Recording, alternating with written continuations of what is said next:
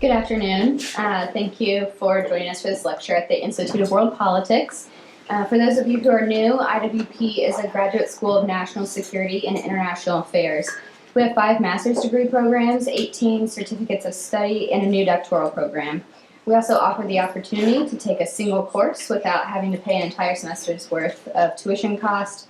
One can also audit such a course at a lower cost. If you're interested in learning more about us, please feel free to speak to one of our staff at the conclusion of this event. This event today is sponsored by the Center for Intermarium Studies and the Kosciuszko Chair of Polish Studies at IWP.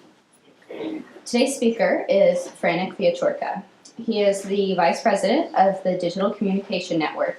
He concurrently works as the consultant for U.S. Agency for Global Media, and he is the Creative Director of RFE, Belarus Service.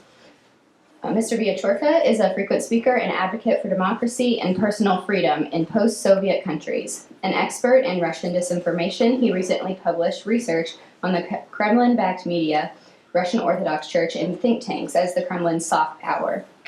Mr. Viačorka is the founder and vice president of the Belarusian cultural initiative Arts Siedziba. In 2014, after the Ukrainian Revolution of Dignity, he launched a nationwide campaign promoting the national identity of Belarus. Before that, he served as the leader of the youth wing of the Belarusian Popular Front. After suffering through torture while serving under forced conscription in the Belarusian army, Mr. Viačorka's personal story became the plot for the award-winning Polish-French film Viva Belarus. His work in Belarus has been chronicled by documentary filmmakers and recognized by many international organizations, including the National Endowment for Democracy, Freedom House, and Open Society Foundations. Mr. Viačorka was the first Václav Havel Fellow for RFE under Havel's personal recommendation. Mr. Viačorka has earned degrees from American University in Washington, D.C., and Warsaw University in Poland, and he has also studied at Georgetown University and European Humanities University. Please join me in welcoming our speaker.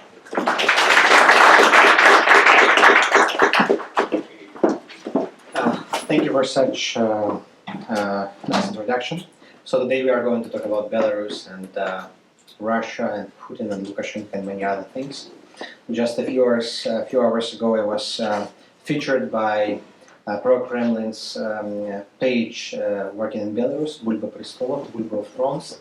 And they mentioned that I work for American and British intelligence on developing artificial Belarusian identity. And they say that I came to Washington to convince Washingtonians to help Lukashenko to protect Belarus from Russia. So I'm like a double agent, and this is not new for me to be accused by Russian anonymous Telegram, Facebook, and Twitter channels. But I think that also recognition of the success and importance of what I and my colleagues doing. So today we are talking about a very important topic. It's important not only for Belarus but the whole region, because Belarus was always the playground, the sandpit, for Putin when talking about repression against opponents, controlling civil society, censoring media. And now the politics implemented towards Belarus, it could be the model for other countries in the region. So in fact, Putin is trying to manipulate national identity of Belarusians in order potentially to build or to enlarge or to expand its presence over this country. So we are going today to discuss the latest development, what happened in Sochi when Lukashenko met Putin a few weeks ago. We are going to talk what happened before. We are going to talk about the potential takeover. Is it possible, when, and why? And later I will try to present you the broader picture, how Russian media, political, social, cultural presence look in Belarus. 1 year ago, we discussed the presence of Russian Orthodox Church and NGOs. Today we'll be focusing more on media, on military, and influence on Belarus elites by Putin and his cronies. So the recent events started a few months ago, and it started during the usual annual negotiations over prices on gas and oil. But before that, Russian Duma parliament decided to reconsider conditions of the oil exports, which brings Belarus to lose significant amount of money from oil re-exports. So after this, when Putin and Medvedev gave Lukashenko to understand that if you want benefits from us or cheaper prices for oil and gas, you have to enforce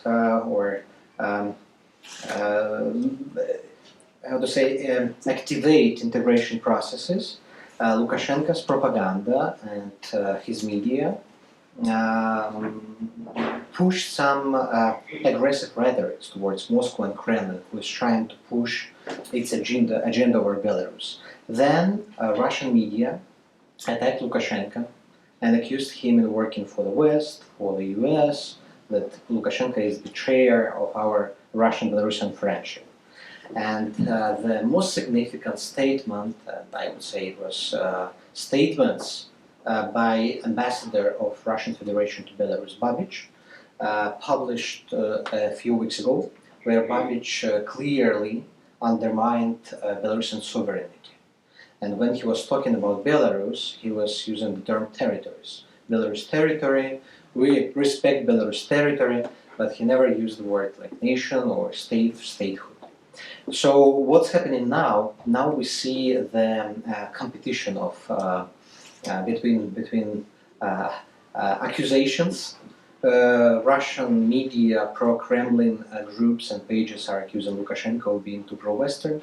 At the same time, Lukashenko is pushing and attacking directly or indirectly Kremlin for the pressure.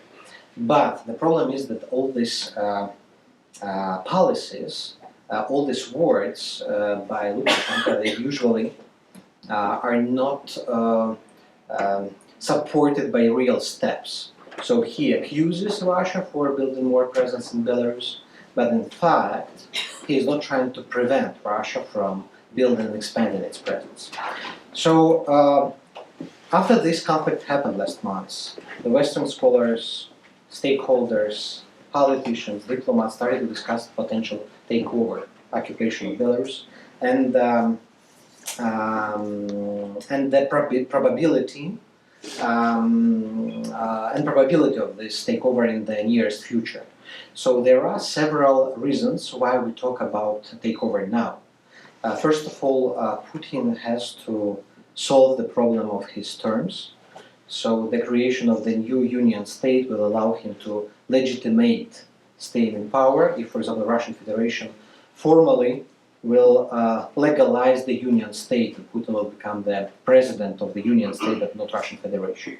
Another reason for potential takeover would be a strategical interest. So when Russia, because already now Russia has significant influence and presence in Belarus, but if Russia occupy and invade Belarus with its troops, it takes a strategically important military position. First of all, it gets the border control over border with NATO countries, and also it takes very closely to Kyiv. And you know that the conflict with Kyiv is not solved yet, and despite the temporary, not peace, but let's say that the delay, of war actions, the propaganda prepares and the military units are collected, gathered actively on the border with Ukraine. So in case if Russia will get its troops closer to Kyiv, it can place it a few hundred kilometers from the capital of Ukraine. So, and of course, there is a third, lesser important but also important economic reason for occupation, for takeover. Belarusian enterprise companies, all branches of economy were not privatized in the 90s. The most important are chemical industry, all refinery factories, which are strategically important for Belarus economy. And control over these refineries in Mazyr and Novopolotsk could not save Russian economy, but at least to diminish the effect of Western sanctions. So what could be the scenarios of potential takeovers? What scenarios are discussed? We don't speak that the scenarios are already prepared, implemented, but three scenarios. First of all, Crimean, which I believe is less possible. Green Man, occupation, organization of the referendum, people vote for joining Russia, and through this referendum, Russia legitimized its presence and its formal occupation over Belarus. Another one, that's the usage of the next presidential and parliamentary elections in Belarus. The chairman of Electoral Committee of Belarus, Lydia Ramoshina, announced that elections will take place in Belarus in this fall. And all these pro-Russian channels in Belarus started to discuss who will be pro-Russian candidate in these elections. My personal opinion is that the biggest pro-Russian candidate in Belarus is Lukashenko. But some experts and some voices are saying that that could be someone from the current elite, could be someone from KGB or someone from intelligence, who probably is not known yet, but Russia could mobilize all its media power to support this candidacy. In this case, they need this candidate to get enough support in order to organize the street protest, and later, to use this chaos, this political instability, to introduce its army or military or special operation forces. And voluntary, this is what Medvedev proposed last December, Prime Minister of Russia. He said that, guys, we have already an agreement with you since 1990s, when Yeltsin and Lukashenko agreed about integration and creation of Belarus and Russian Union.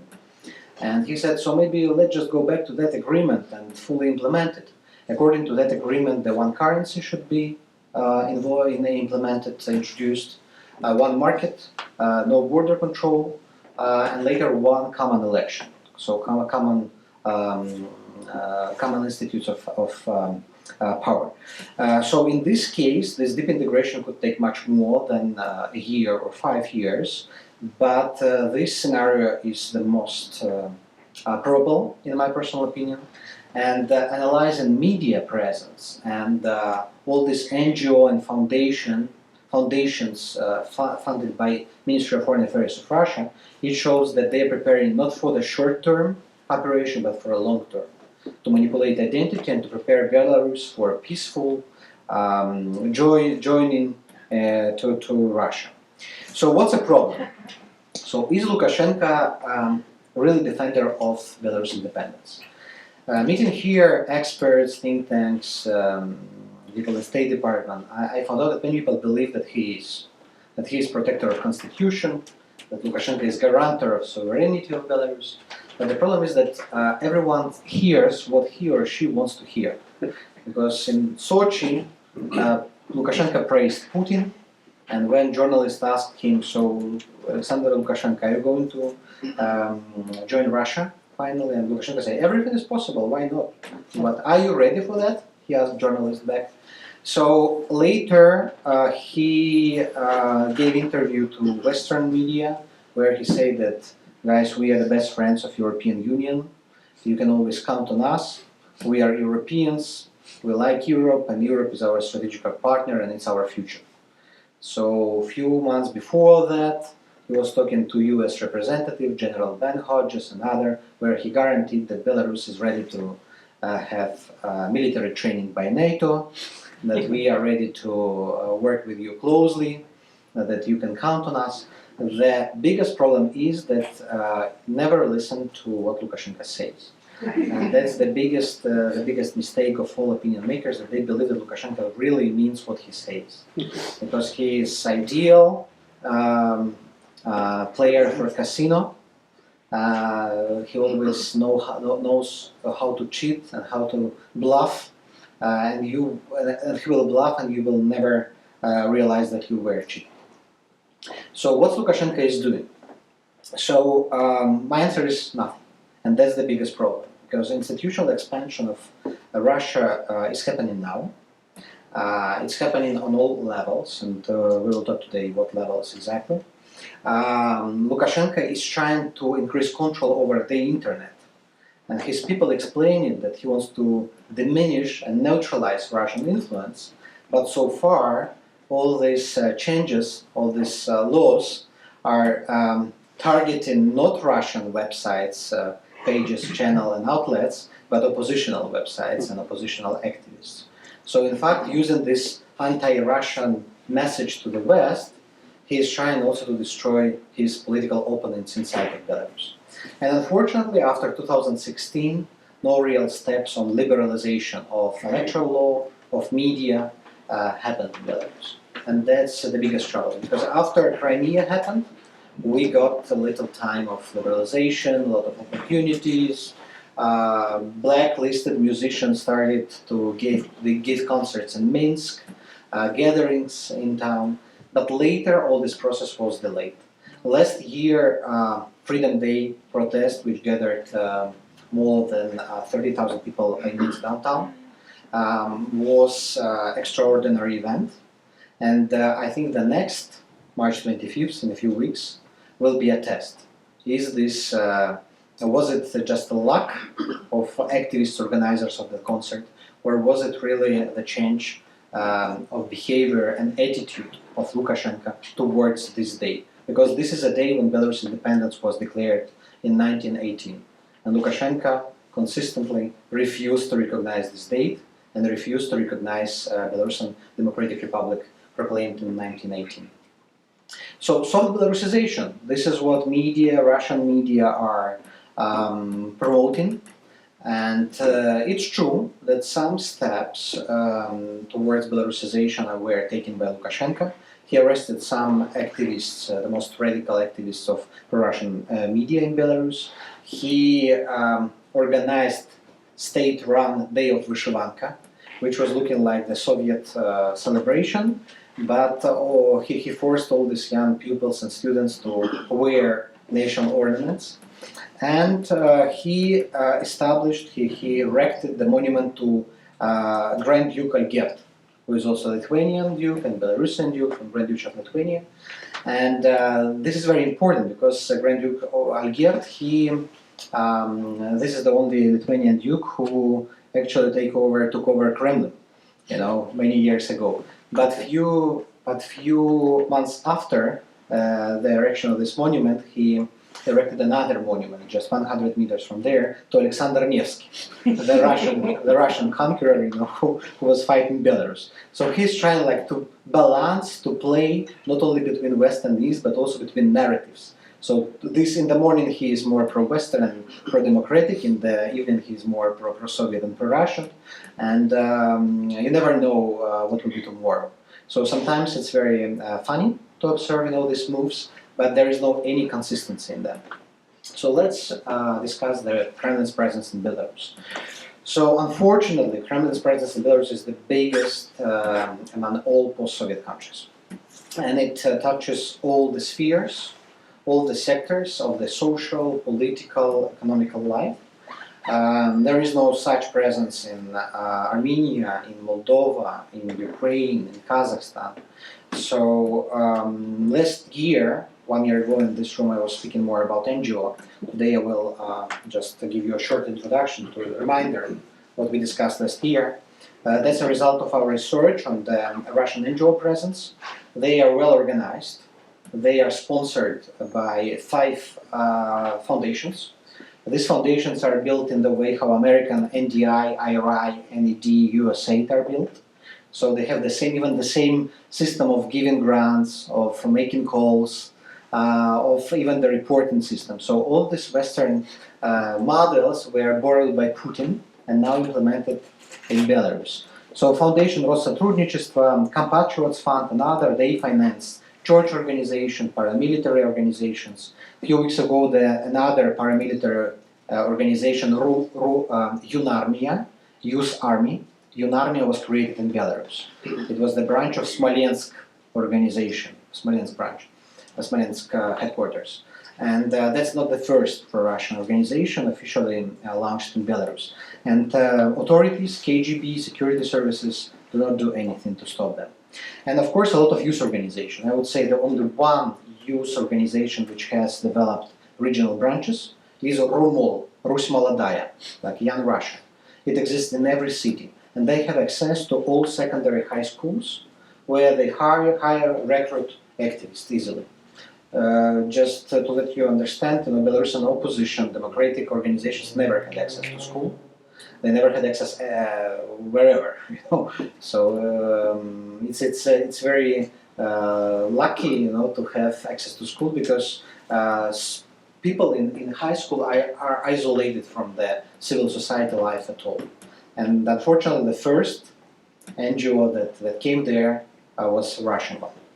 So the goal of this Russian soft power and Russian NGOs organization is to ensure dominance of Russian information and cultural space, and also to remark, to cement, to fix, this idea that you are part of our narratives, of our history. And they also use such sensitive things as orthodoxy. So orthodoxy is announced the last shield, the last weapon of Rus, Ruthenia, Russia, triune Slavic nation against Western liberal gays and others. And of course, pro-Russian organizations, they undermine Belarus language, Belarus history. They say it's artificial project invented by Poles, by CIA, by Brits, by Jews, by everyone, and it doesn't have any justification for existence. So the map from the last year we discussed, it's very spectacular, because the majority of the organizations, especially paramilitary organizations, are doing in the western part of Belarus, concentrated in the western part of Belarus.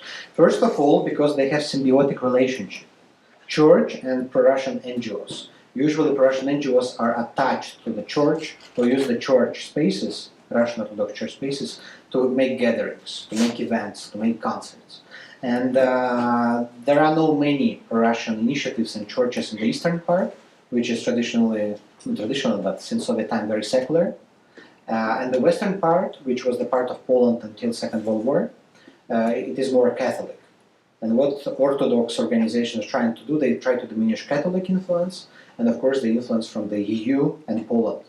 And these organizations are broadly supported by Sputnik, Yandex, Mail.ru, social media groups.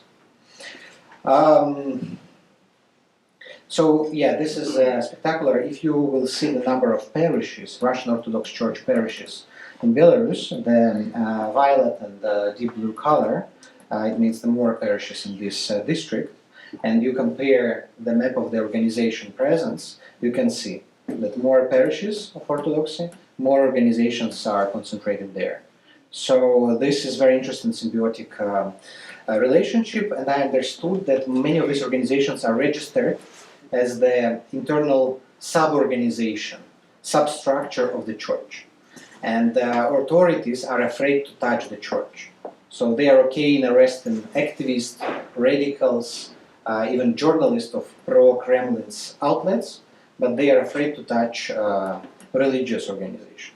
So they use this church umbrella, to build the fifth Russian column. Let's talk about elites. So what are role of elites? What is a Kremlinology of Belarus elites? So before that, we have to understand that Belarusian society is hybrid. It's not finally formed. It has four major elements.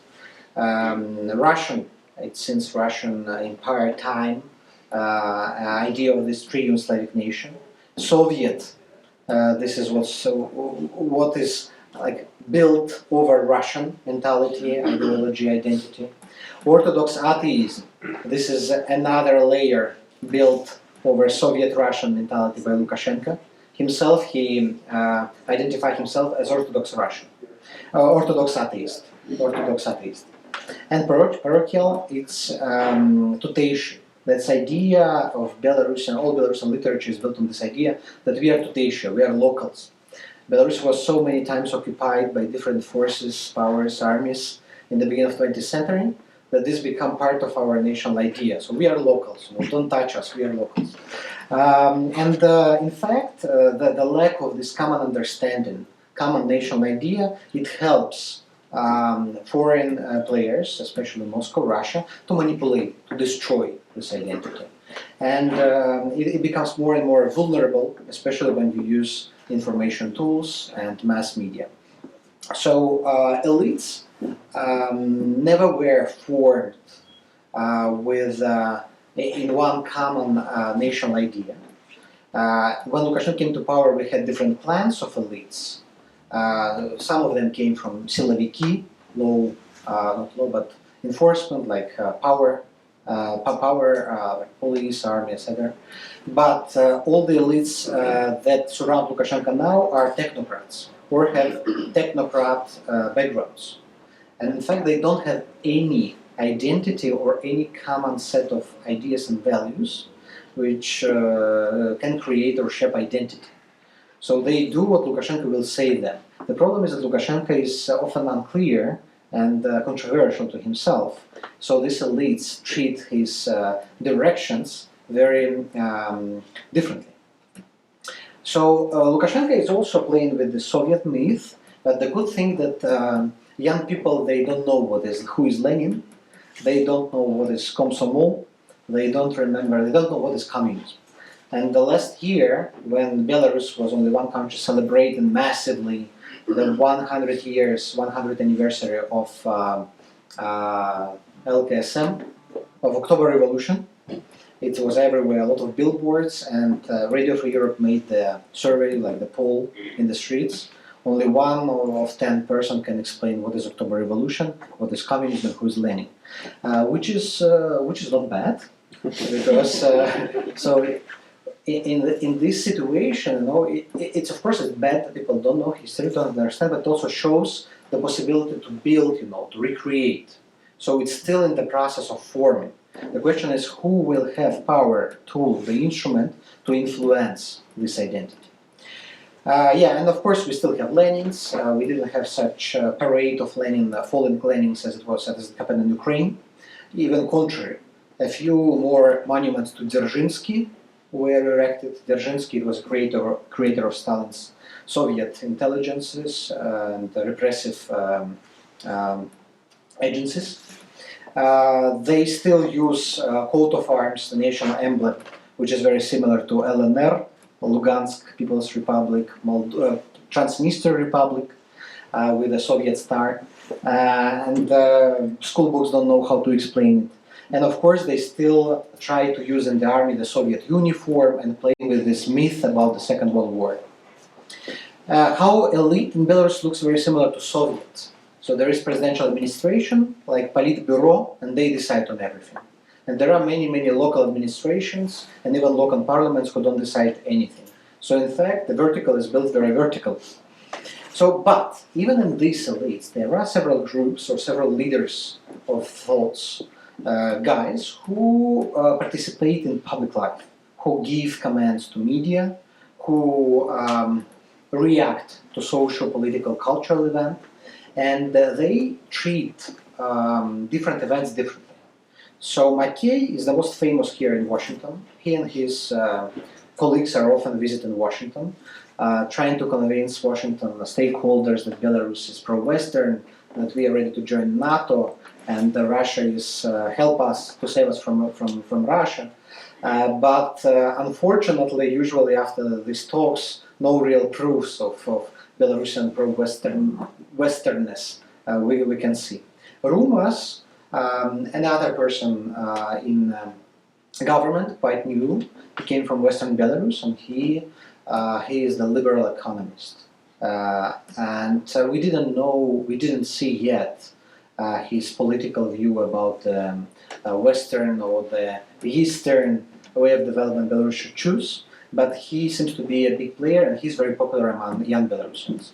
And Shunevich, that's Minister of Internal Domestic Affairs, and he's fan of Soviet time. He is always wearing NKVD, it's like former KGB uniform.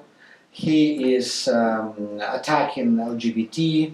He organized the full campaign against British Embassy when British Embassy raised LGBT flag.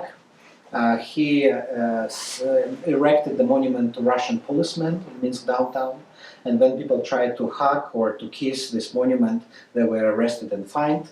And this is only one monument in Minsk which you cannot touch, but you can touch on the dog near the policeman. And it's very funny, and in all tourist guides there is explanation. So Minsk, only one city where there is a monument which is criminal crime to touch the monument. So Shunevich is the representative of these pro-Russian groups and pro-Russian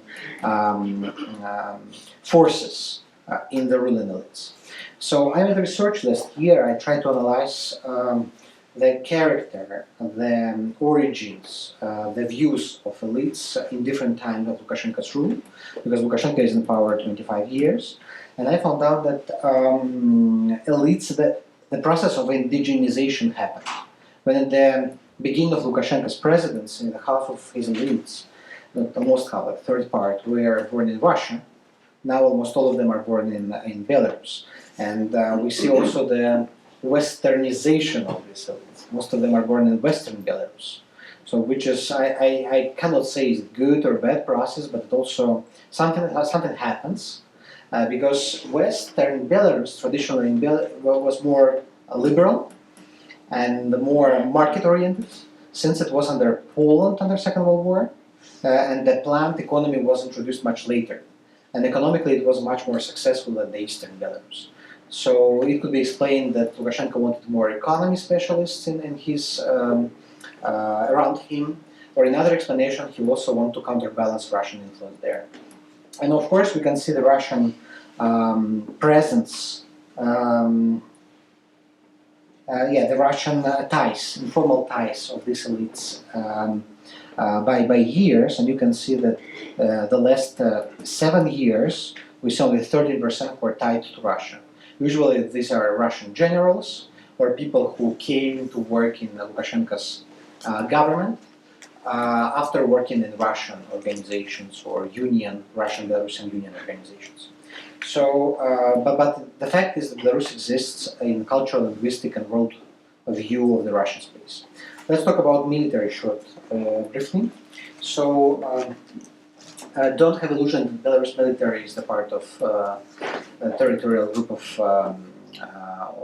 troops with Russia. When I used to be in army, we were reporting not only to Minsk, but also to Pskov division.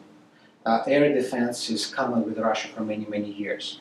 So in this year we will have 9 large scale military exercise maneuvers with Russia, and more than 100 different small trainings with Russia as well. So interesting for this year that the scenario will be, it will be similar to last year's scenario, that the Poland or Lithuania attacks Belarus, occupy part of its territory, and Russians and Belarus brave soldiers are pushing back and later attack back these countries. And a few years ago, the scenario that the games, these maneuvers, finished when Belarus and Russian army dropped the nuclear bomb over Warsaw. So we never know how this how these maneuvers are finishing, but interesting that these maneuvers should of the Union, this year they should involve using of missiles. You know that they developed a very modern system of missiles, and we don't know who will be destroyed this year, but it could be any city of Europe or even United States of America. Just be ready. And these are other maneuvers planned for this year, and we will see that all these maneuvers are not with NATO, as Lukashenko promised or McKay promised, not with the European Union, not with Poland, neither with Lithuania. So all these maneuvers are inside of ODKB, the organization of post-Soviet Republic as alternative to NATO. I don't know, the Treaty of the Collaboration and Common Defense, which includes Belarus, Tajikistan, Armenia, Kyrgyzstan, Kazakhstan, and Russia. And you can see that only first Slavic Brotherhood, it includes In addition to Belarus, Russia includes Serbia, and it will be good, interesting because they will be also training some military operations in Balkans. And the last, they include also Egypt. So Egypt also participates. Interesting thing that Afghanistan is observer member of ADKB, this treaty organization, which is created like to counter NATO influence. But Afghanistan this year doesn't participate in Belarus-Russian maneuvers. Media. That's my favorite topic because I think that everything relies on media, and all this Russian presence are built thanks to media.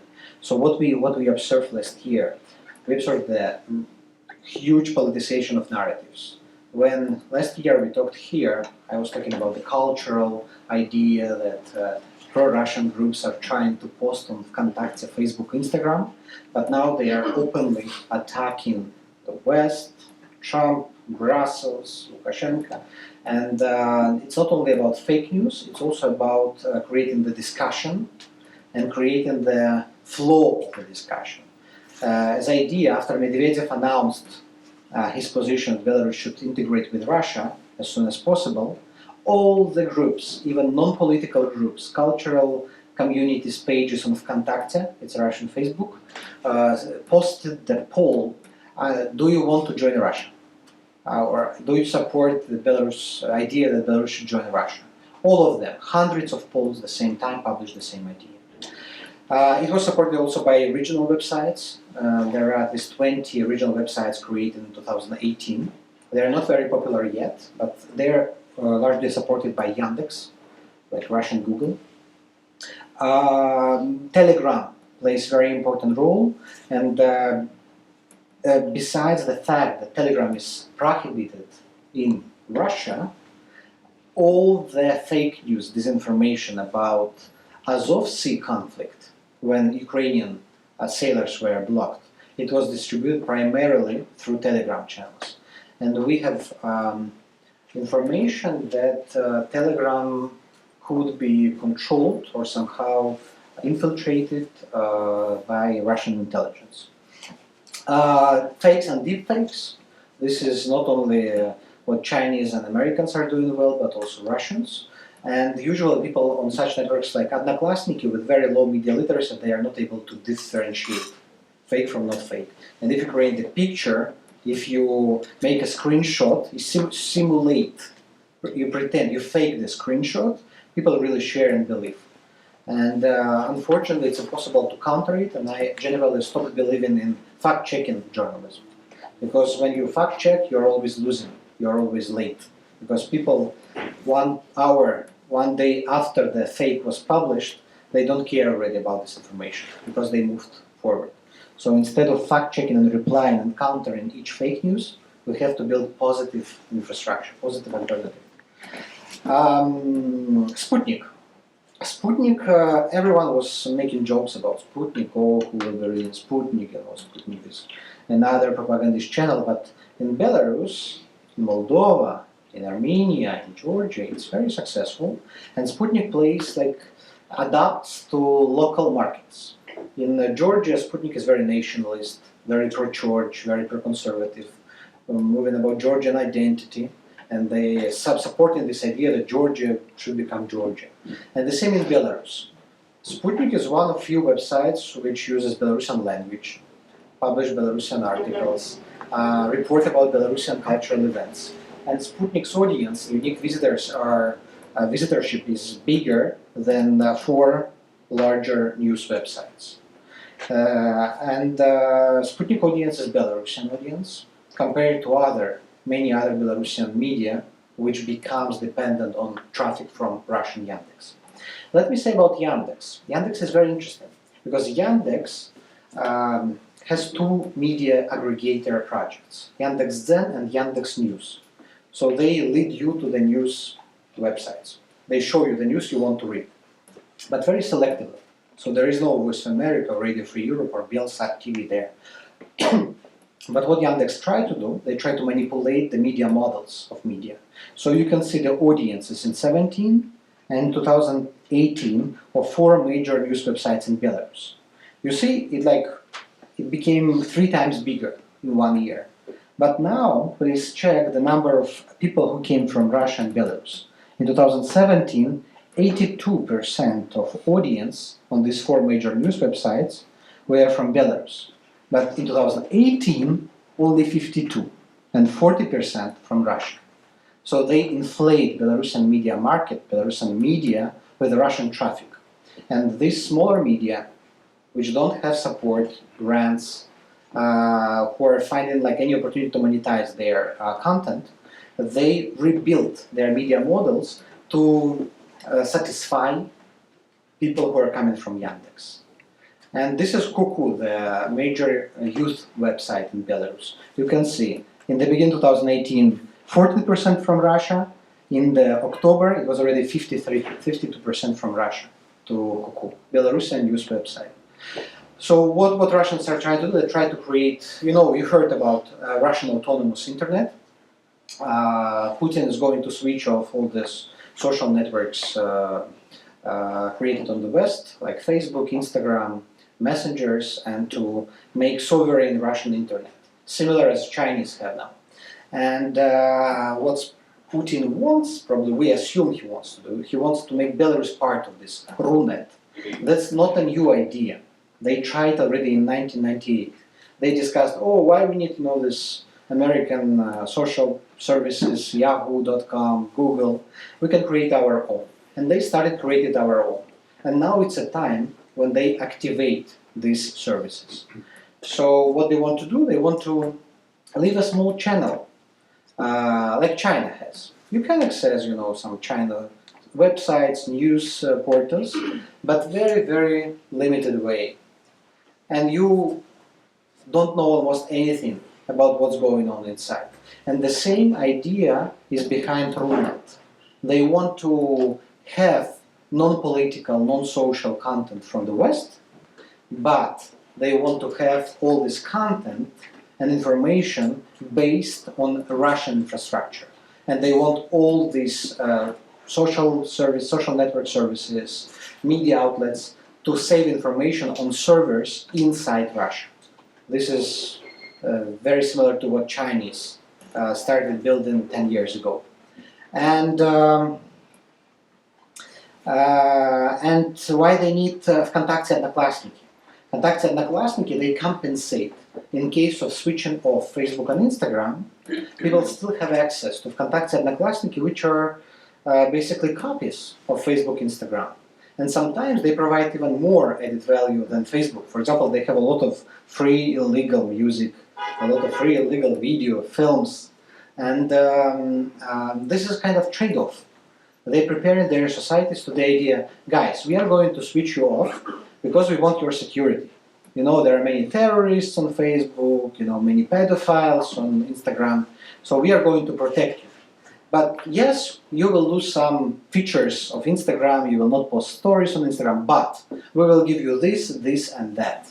And they provide, or they prepare their society with the idea that they will be provided with entertainment, infotainment, a lot of funny stuff, but not politics.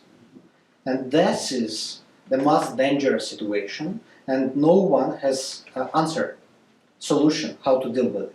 Because if it will happen this year or next year, we basically, people working in international organizations, media, will lose any influence to the people behind the new Iron Curtain. And traditional broadcasters like Radio Free Europe or Voice of America on shortwaves will not work, because the access to the information from abroad will be so difficult, will be so expensive, and people are now so lazy.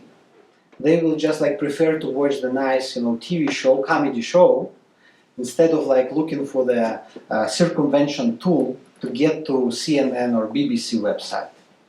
And they also work with 2 major vulnerable groups, which we never worked with. When I say we, I usually speak about Radio Free Europe, where I worked for 7 years.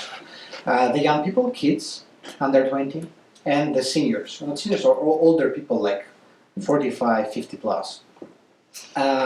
Because kids have very low level of media literacy, news literacy, and older people, they usually are very don't have critical thinking towards information published on the social platforms. And Odnoklassniki, that's ideal platform for especially seniors because they come there as to their secondary job every day. On Odnoklassniki, on average, person spends 30 minutes per visit. People go every day here to the specific post or pages to comment on Odnoklassniki. Some of our videos on Odnoklassniki have 40,000 comments, 50,000 comments, and the discussion lasts for 4 or 5 years. And Odnoklassniki managers know very well how it works, and this is why they try, to fill out Odnoklassniki space with very, very simple messages, anti-Western, anti-liberal. And with kids, it's different strategy. It's not about anti-Western and liberal messages. It's more about inflating them with entertainment. And this is where filter bubbles concept comes in. Because when you go to social network, you are surrounded by people, posts, content, videos produced by people who have similar views, values, ideas as you. This happened in the United States of America. Republican, pro-Trump people, they saw posts by pro-Republican activists and supporters, pro-Clinton, they saw pro-Democrat content, and everyone believes that everyone thinks in the same way as they think. And the same happened on Russian social platforms. I made an experiment, I am still in this experiment. I created a fake profile, and I play to be like pro-Russian, pro-Putin person. And I suddenly was surrounded by all these hundreds of groups, like against the liberal, against gay, join our new church, Orthodox need revival. And I even got 2 invitations to moderate these groups because they saw that I belong to their ideas, to their communities, pro-Putins, pro-Kremlins. And they say, do you want to moderate? Do you want to volunteer? I agreed. So we will see. And some of my friends, they already moderated, the biggest pro-Russian groups. So it's okay. It's like embedding activism. But the thing is that in that filter bubble I created for myself, even if I'm subscribed for Radio Free Europe or Voice of America, they never show me in my timeline. I never saw it because I didn't interact with people who also like Radio Free Europe. So they see that they try to build my filter bubble according to my interests. And the system believes that my interest is to praise Putin to the end of my life. And this propaganda is very smart also in the sense how it distributes. It works with influencers. So they found people like them who wants to volunteer, to moderate the group, to be providers of their ideas, and they empower them.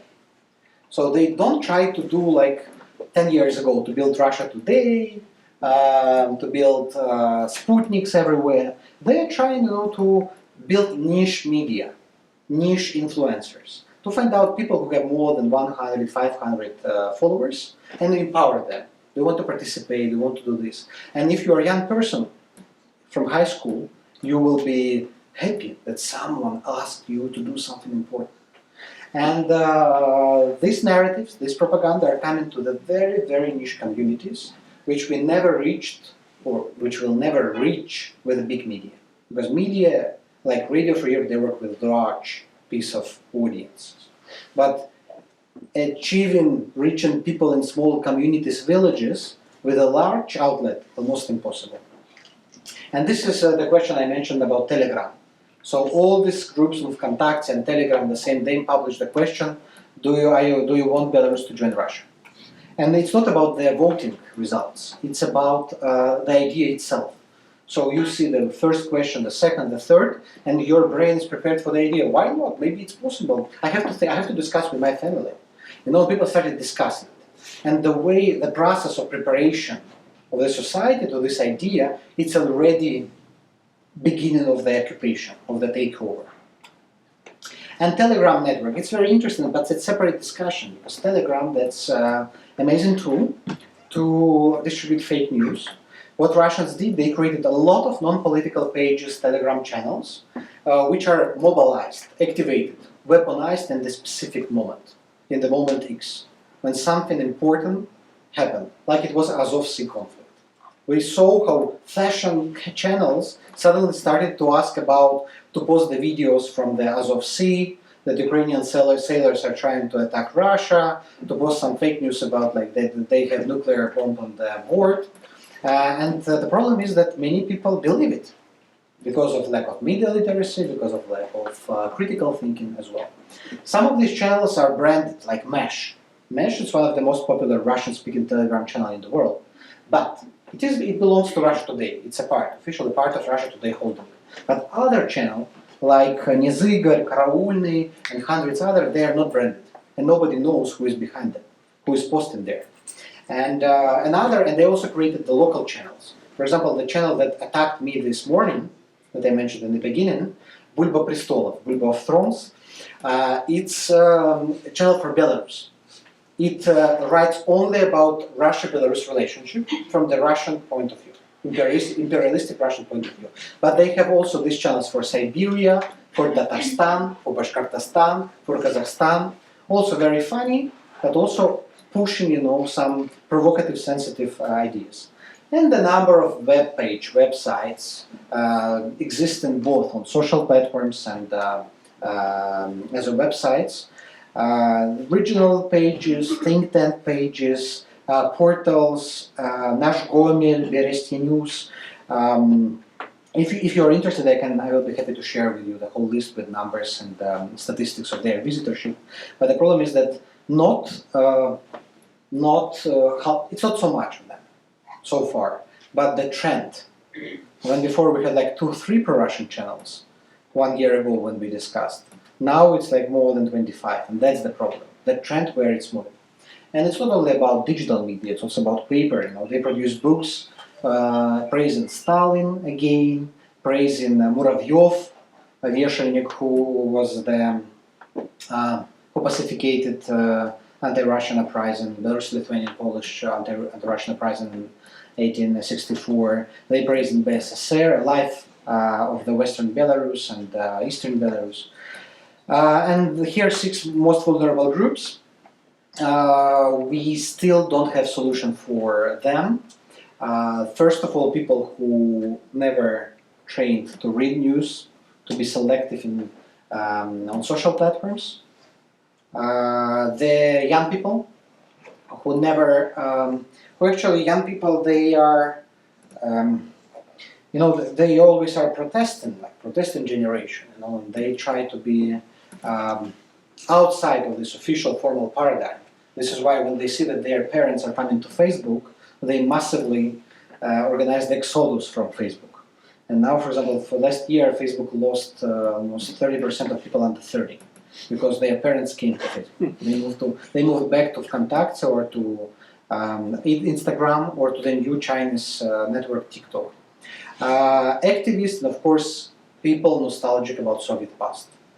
We don't have such bad situation like in Moldova, where communist socialists won elections yesterday, but still, the Soviet idea is living and is cultivated on the state official level.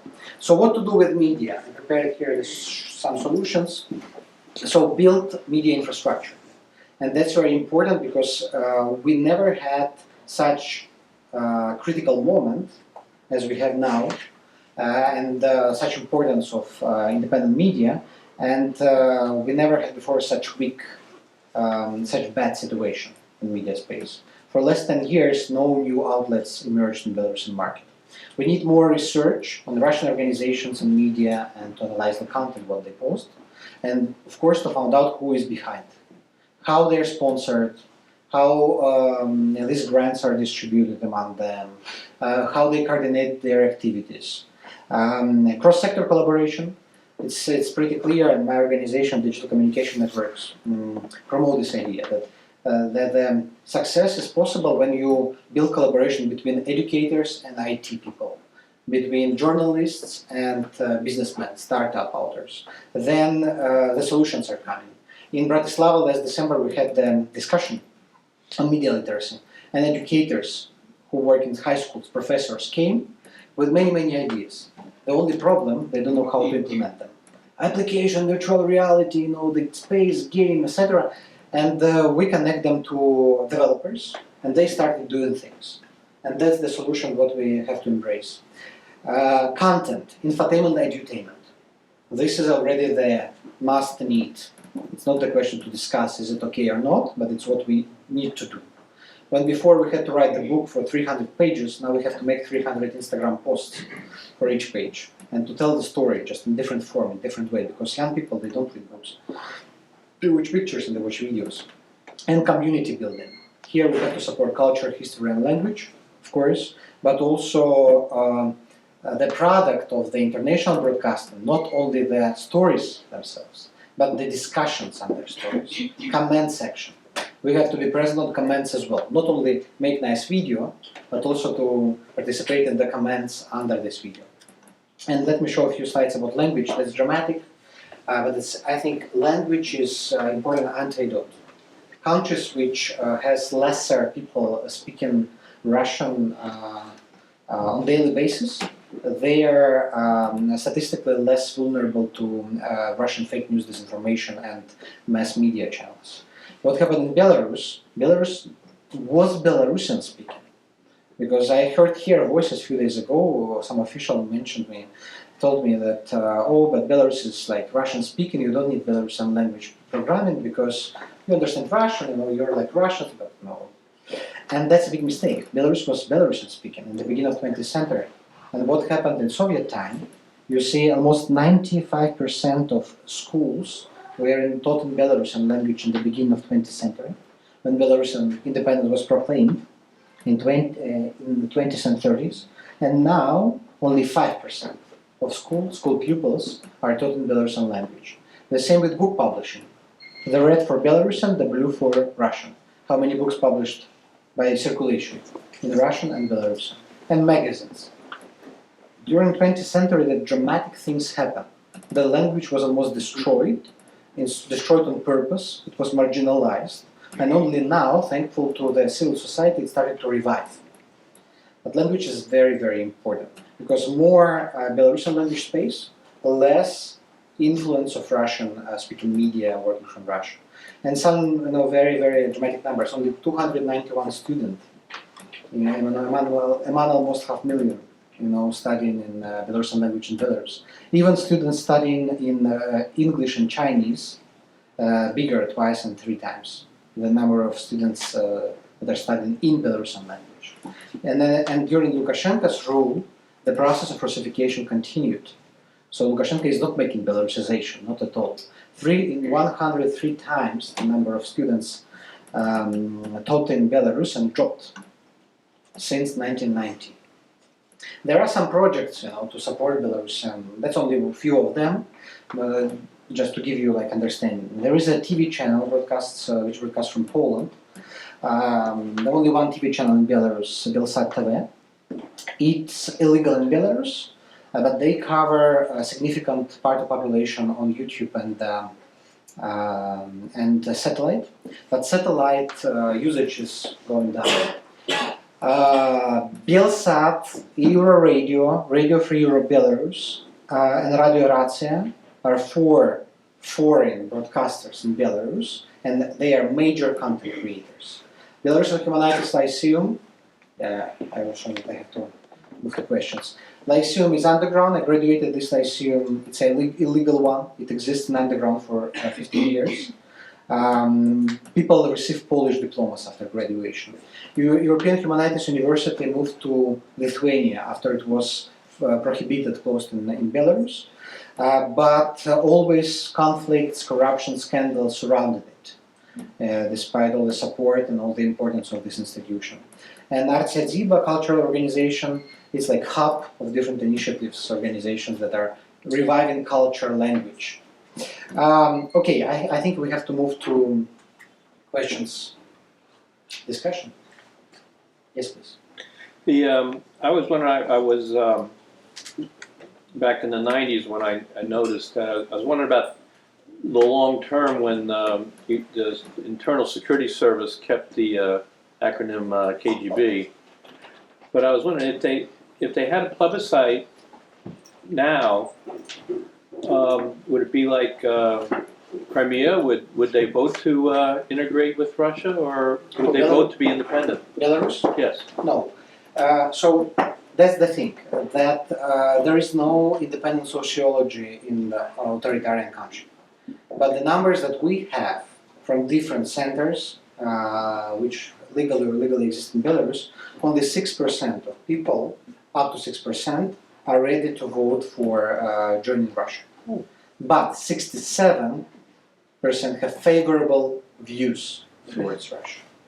And the question is, are these 67 possible to convert to hardcore integrators or not? And this is why probably Russians chose long-term tactics, because they felt that it's not Crimea, where people were like prepared in advance. Russians started to prepare, this idea, prepare Belarusians to the idea of the creating common state only recently, comparably recently. And they need still like 5-7 years not to finalize this process, or to use some force, power, green men to intensify this process. But if the voting and democratic voting will happen today, I don't think Belarusians will vote for Russia. Also because they don't have clear personalization in Belarusian politics or public life.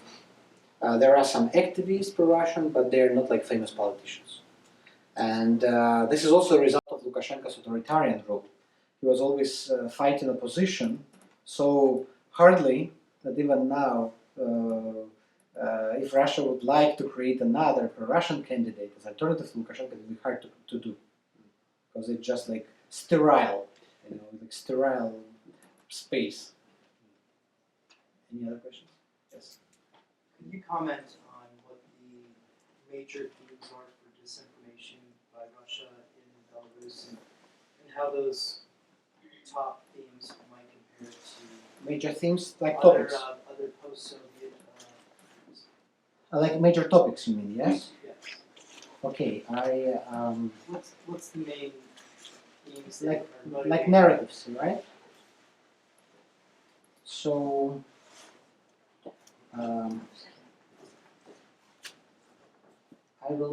I have separate presentation on this. We discussed last year, and even examples of this propaganda. So, for example, let me show this video.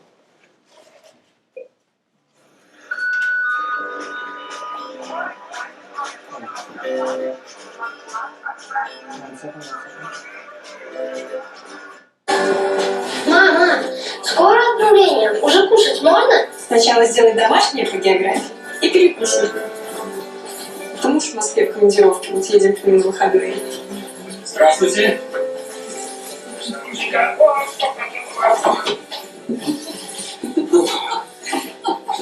На! С беляшами заигрался. Вот, на поезд. Чуть не опоздал.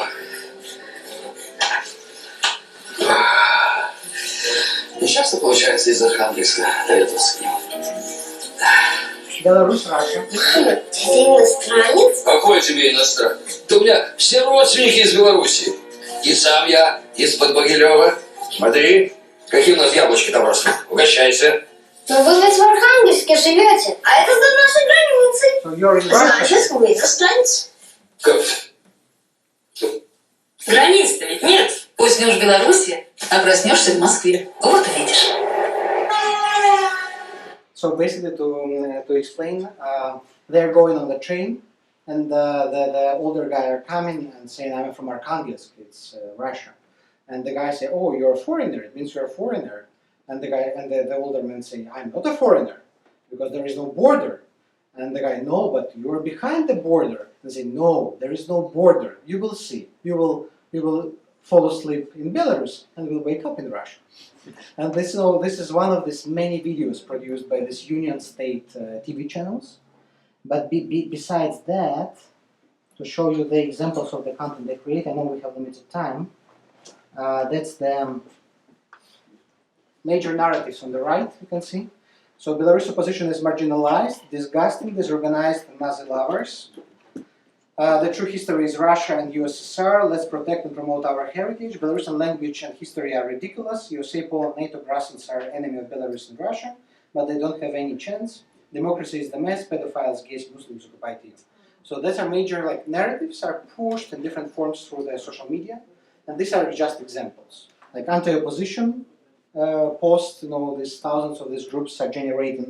Like you can look at fire, water, and how police are beating opposition. Anti-Ukrainian, that Ukrainians serve to Americans. The history revision, that Russia saved your identity and your history, and you should be thankful to Russia that it protects your country, the statehood. Very orthodoxy, that if bombing other countries, this is a democracy, then I want to live in the dictatorship, on the right, the post. So this is how Russia, Belarus, how American monkeys, Russia, Belarus fighting against American eagle, and the most democratic country in the world, and they show the cemetery. The imperialism, it's everywhere, it's popular pictures. Stalinism, it's like anti-liberal Stalin souvenir. And on the left, it's map of the future, where Russia is big like USSR, and Europe is LGBT caliphate. USSR is the big desert of tolerancy. The Southern America is Venezuela. Haha. Africa is Syria. And Australia is Cosmodrome. This space station, Southern. It's like Soviet name of space station. And Japan is the Kurili, big Kurili. And Kitai is Kitai, of course, because Kitai is our best friends. Anti-Polish, that usually they try to polarize, to counter Poles and Ukrainians. And they use it very often in Belarusian social media segment as well. That Ukrainians are not respected in Poland, that Poles hate Ukrainians. If you look Belarusians, do you want to be like Ukrainians? Yeah. Any other question? Or? We are actually all out of time, so we don't have any more time for questions, but thank you. So thank you very much. I will be happy to share.